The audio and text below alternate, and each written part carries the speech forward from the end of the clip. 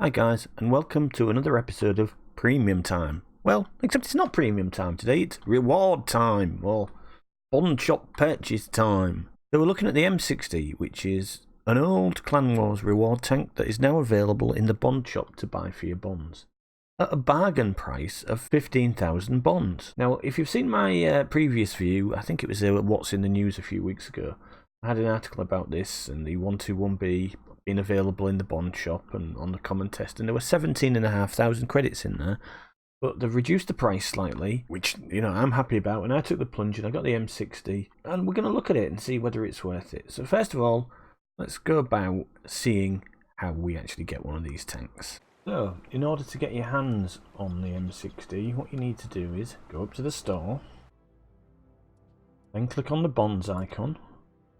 There you'll see the vehicles that are now for sale. So you've got the 121B, which is 15,000, the STG Guard, which is 8,000, the AMX M49L, which is 8,000, Panzer IV Hydra, which is 3,000. These are the ones that also are available I've got. So the M60 again, which was 15,000 bond. FE215B, which I think was 15, but I'm not sure. It might have been 12. 58 Muts, which is 8,000. The T26E5P is 8,000. Medium tank T34S, which is 3,000 again, and the M10 RBFM, which is 3,000. But the tier 5s are 3,000, the tier 8s are 8,000, and the tier 10s are 15,000. Here we are on Tanks GG, and I'm comparing it with the M48 pattern, the 121B, the 430U, and the Peugeot 65. Now, as you can see, its DPM is quite good. It's beaten by the pattern and the 121B, basically by the reload time. The reload time on the 121B is 0.1 second faster, and the pattern is 0.4 faster. So there's a slightly better DPM there, about half a shot's worth through, maybe, or a shot. But everything else is okay. Its rate of fire is not too bad. So you move down to the gun handling, and this is where you see you get your benefits. The aim time is absolutely fantastic at 1.53. Closest to it is the M48 pattern with 1.82, and everything else is hovering over at 2 or above. Dispersion again is good with 0.32, which is the same as the Peugeot and the 121B. And when it's moving, again, it's better than all the others, and firing, better than all the others. It's got 19 degrees of elevation and 9 degrees of gun depression, which is the same as the pattern. It's better than everything else apart from the Peugeot, which has 20 degrees of elevation, so that's only 1 degree. Checking out the mobility, you can see it's a pretty fast tank. It goes 60 miles an hour forward, faster than any of the others, except the Peugeot, which is 65, and reverse of 23, which is again pretty fast. The engine power and weight give it a power to weight ratio of 20.53, which is substantially better than any of the tanks. And it's these benefits of these good terrain resistances, spirit reverse speed, track reverse speed, all being good, just makes this tank feel really, really nippy. However, you then get down to armour and health, and you see why the tank feels so nippy. The hull armour is 93.2, which is 73.7 on the side, and 25.4 at the rear. So 25.4 at the rear, and about on par at the side with the pattern, but the front armour is significantly less. It's on par. And it's significantly less than a lot of the others apart from the Peugeot, which has no armour at all, so to speak, on the hull. And the turret armour, again, is pretty much the same, 177.8, 76.2 and 50.8, which is the same as the pattern, but with slightly less front armour. Worse than the 121B and the Object 430U, and better than the Peugeot. Everything else is pretty fine. I mean, the engine health is a bit low at 285, but again, it's the same as the M48. But all the other health stuff is pretty much average. And on to miscellaneous, the view range of 420 is pretty good. Fire chance of only 10%, and the shell cost of 1,000, which is also pretty nice. Onto the 3D model, and this is where you can see the deficiencies of the tank, really. I mean, you can see it really does have no front armour. You really do have to try and hide the hull plate, or just keep moving. And you've got this giant cupola on the top as well, which is a massive, massive weak spot, so you really do have to keep that hidden. From the sides, from the rear, this is really, really not very good.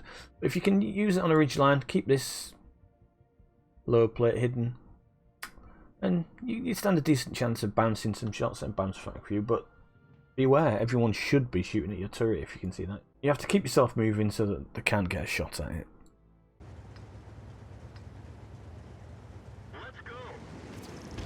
So here we are on Serene Coast, and it's a tier 9 and 10 game.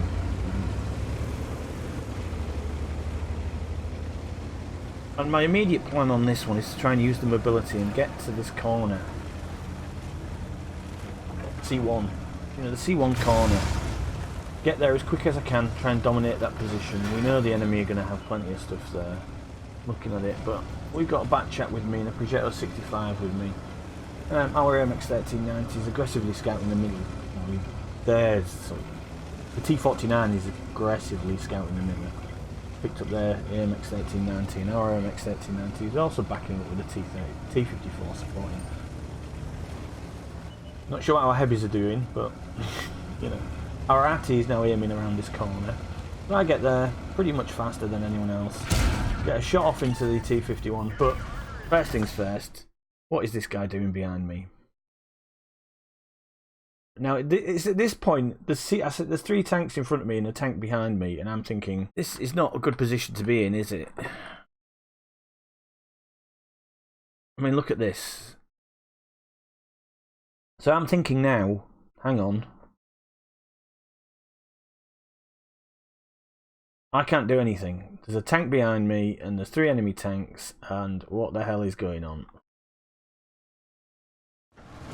And he doesn't move!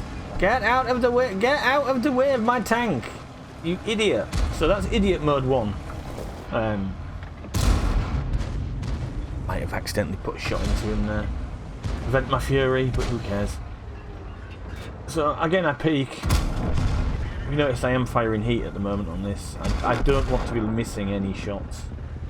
I'm just peeking over the top. There's my first kill. That's their T54. I've taken a couple of shots of damage though, and there's a Foch at the back again. I managed to bounce that shot from the UDES, and he falls back quite well. I get a shot into his lower plate. But he now falls back behind that wreck, so it's like a time, yeah, let's push on him. Oh, he's dead. Right. There's some enemy tanks over there. We've got some aggressive scouting going on. Bang! IU-251 dead. Excellent. So we're actually pushing quite well on this flank. There's a Foch and a 50-51. We've still got the Progetto with me. Except he just shot me in the arse for some reason. Lovely shot. And I'm now thinking, right, well, I need to get this Foch. Now, I get a shot on him, and he's looking that way. Gets a shot into me, not good. And he's behind a rock wall.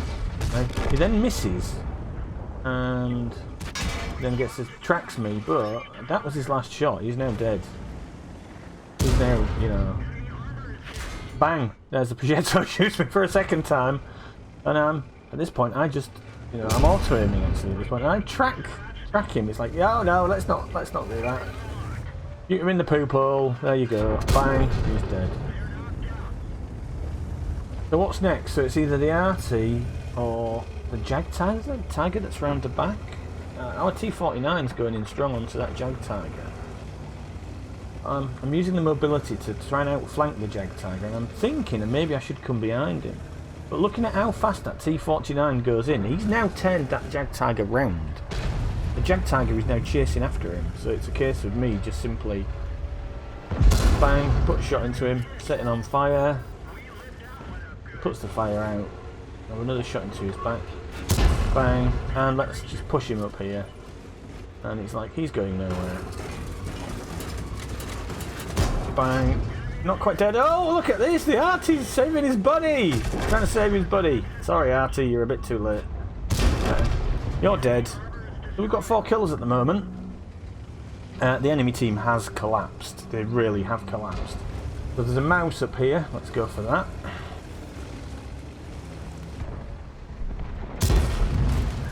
That didn't go through the side of the mouse, which is not what I was intending, but... T49 goes in balls deep again, and suddenly we've got the back of the mouse's turret, which is nice to have. And the mouse doesn't really know what he's trying to do, so let's just park behind him and keep the back of his turret with us. Oh, yeah, what's he doing? No, he's trying to get his gun round. Let's not have that. We won't have that. Oh, I'll take the side of your turret as well where it's flat. So we've now got 5k damage, and there's the grill. The grill comes out. Can I get a shot in? Yep, get a shot in. Move up the way, it's mine! Bang. And a ram kill. The arty hits me. Third friendly fire shot, and there we go. We've got a victory.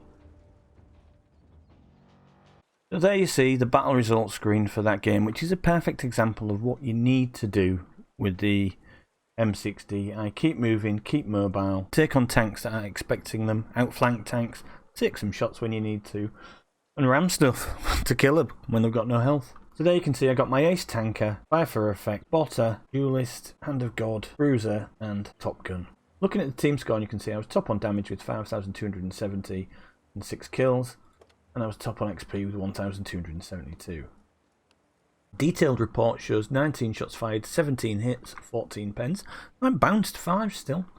As I said, 5,270 damage, pretty much all of it from close range apart from that RU-251 kill. I received 5 hits, 3 which were pens, and I did bounce 2. Blocked 390. And assistance damage I got 1,969. So I made 82,000 credits. I may have been firing gold all game though, so I kind of like spunked all that, didn't I? In that, I lost 34,000 credits in total. But then this is tier 10, so what do you expect? I received a base XP of 1,272, as I said, which with a premium account goes up to 1,908. Premium vehicle bonus 95, gives me a total of 2,003. So, the M60, is it worth it? If you like playing fast mobile mediums with a good gun, then yes it is. You have to be careful and really wary about this turret. But other than that, yeah, it's a great little tank. I absolutely love it. And I really don't regret spending 15,000 bonds on this tank. It's the kind of thing I've been saving up for and waiting for. So yeah, absolutely fantastic. But guys, tell me what do you think about the Bond shop, the M60, the 121B, or the FV215B, or any other tanks that are available in the Bond shop that you might have bought. Bond shop a good idea? Is it a bad idea? Are you waiting for other tanks to come into the Bond shop? If you like this video, please give it a thumbs up, and let me know in the comments if you want me to do more videos like this. If you want to get notifications of when I do other videos, please hit the notifications button on YouTube. I'm also streaming regularly on Twitch as Slimes40k, and I'm on Facebook as Bang Average Tanker. Thanks again for watching, and I'll see you all next time. Please allow me to introduce myself. I'm a man of wealth and taste. I rode a tank, held a general's rank, when the front lines rained and the teams just stank. Whoa! Pleased to meet ya. Don't you guess my name? Oh yeah. Oh, what's puzzling you is the nature of this game. Ha ha!